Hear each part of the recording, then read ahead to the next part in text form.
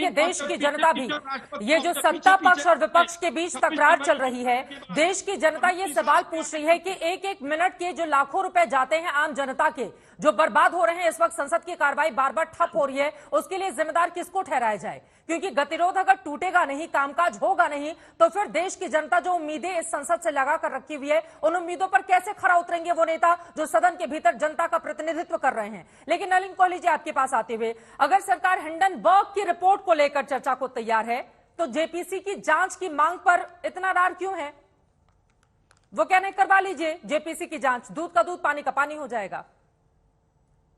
मैं 3 चीजें कहना चाहूंगा, क्योंकि आलोक जी ने कई विषय उठाए। उन्होंने सही फरमाया कि मैं एक वकील हूं, लेकिन मैं एक चीज कहना चाहूंगा, ये बड़ी अद्भुत बात और अद्भुत सोच हो गई है कांग्रेस पार्टी की कि अगर जजमेंट उनके पक्ष में हो तो जो प्रक्रिया है, न्यायिक प्रक्रिया बहुत बढ़िया है, और जजमेंट उन्हें पसंद नहीं आए तो कहेंगे जी आपने जजेस को खरीद लिया है। बहुत दुर्भाग्यपूर्ण है। ऐसे ही इलेक्शंस पे जब ये जीत जाते हैं तो चुनाव आयोग ठीक है, जब हार जाते तो कहते हैं जी इसमें प्रश्न है, चुनाव आयोग जो है भाजपा की जेब में है। तो क्या भाजपा चुनाव हारने के लिए चुनाव आयोग को अपनी जेब में ले रही है क्या? मतलब हर चीज की एक सीमा होती है। This is the theatre of the absurd. मतलब एक हद पार कर दिया कांग्रेस पार्टी ने विरोध करने का, और जजेस को लेके ये एक मजाक हो गया है। जज कोई प्रेस कॉन्फ्रेंस नहीं कर सकता। मैं एक वकील होकर कह रहा हूं कि कई दिन हम लोग खड़े होते हैं सरकार के पक्ष से तो हारते हैं कोर्ट के अंदर में, तो उस दिन क्या है कि विपक्ष के साथ बैठे हुए जज, और कई दिन जो है कांग्रेस पार्टी के नेता जो है आते जीत जाते, तो उसका मतलब कि कांग्रेस की जेब में हो गए जज। ये एक नया जो ट्रेंड हो गया है जजेस को अटैक करने का, ये अति दुर्भाग्यपूर्ण है। ये बिल्कुल मीडिया ट्रायल करने वाली बात है। अगर आप में इतना दम है तो जाकर याचिका डालिए वहां पर जज के खिलाफ, और वहां पर कोर्ट के अंदर में करिए ये सारे आरोप। टीवी पे बैठ के क्या कर रहे हैं जो वो जवाब नहीं दे सकते। अब आइए दूसरी बात, हाँ। 11 करोड़ और 8 करोड़ की बात रोकने की पाइप्स के ऊपर में, मिशन के ऊपर में, जल मिशन के ऊपर में। अरे भाई टोटल कनेक्शन जो होने चाहिए 11 करोड़ है, जब से लॉन्च हुआ है 8 करोड़ हो गए। मतलब ये तो बच्चा भी समझ जाता है कि भाई मेरा टोटल ऑब्जेक्टिव क्या है, वो 11 करोड़ है, उसमें हमने खत्म कितना कर दिया आज तक, वो 8 करोड़ है।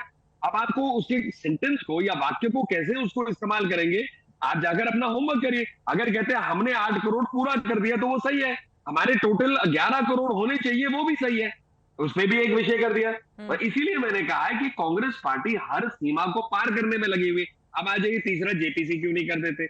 ये कोई लॉलीपॉप गेम है क्या कि मतलब आप कहते हो जी मेरी ये मांग है, लॉलीपॉप की तरह दे दीजिए, आज ये मांगे, कल वो मांगे, परसों ये मांगे। संसद में बहस मांगते, बहस होने नहीं देते। कितने सत्र निकल गए जहां पर कहते हैं हम चाहते हैं संसद में बहस हो, फिर संसद कार्य को स्थगित कर देते हैं। हाँ। जब प्रधानमंत्री बोल रहे तो शोर कर देते हैं। मतलब प्रक्रिया में आपको खुद जो है विश्वास नहीं है, प्रक्रिया का मजाक उड़ा रखा है। लेकिन आम निवेशकों का पैसा जहां पर जुड़ा हुआ है, अगर वहां से स्थिति पूरी तरह से स्पष्ट हो पाए, क्योंकि देश की जनता के अगर बार बार विपक्षी सवाल पूछेंगे तो यकीनन एक जनता का एक वर्ग भी उठकर खड़ा होगा और सरकार से सवाल पूछेगा कि इसमें सच क्या है, वो देश के सामने आए। और जेपीसी, ऐसा तो है नहीं कि जेपीसी जांच पहली बार होगी, इसके पहले भी कई ऐसे मामले हैं सिलसिलेवार तरीके से, उसके बारे में मैं बताऊंगी। नलिन कोहली जी, जेपीसी जांच को क्यों नहीं है तैयार? सीधा सा जवाब, उसके बाद आलोक जी मैं आ रही हूं आपके पास। जी, जेपीसी जवाब पे आपने जो कहा, देखिए ऐसा एक किसी से लिंक है कि इन्होंने कहा जाइए कोर्ट में जाइए, ये आपका अधिकार, आपके अधिकारों के बारे में कोई कहे तो आपको पसंद नहीं आता है, जैसे इनका बोलने का अधिकार है। भाई संविधान में अनुच्छेद 19 के तहत अपनी बात रखते हैं। ऐसे ही कोर्ट में जाकर कोई याचिका डालना चाहते हैं, आप कहते हैं सरकार आपकी बात नहीं मान रही, ये नहीं हो रहा है, तो आपको पूरा अधिकार है। आपके अधिकारों के बारे में अगर कहा जाए तो कहते हैं ये एक नया प्रक्रिया हो गया, और फिर उसमें आरोप जोड़ दे। अब आइए जेपीसी पे, ये एक प्रक्रिया है। इस प्रक्रिया पे ये मांग केवल से नहीं होती, इस प्रक्रिया में सब पक्षों को मानना पड़ेगा।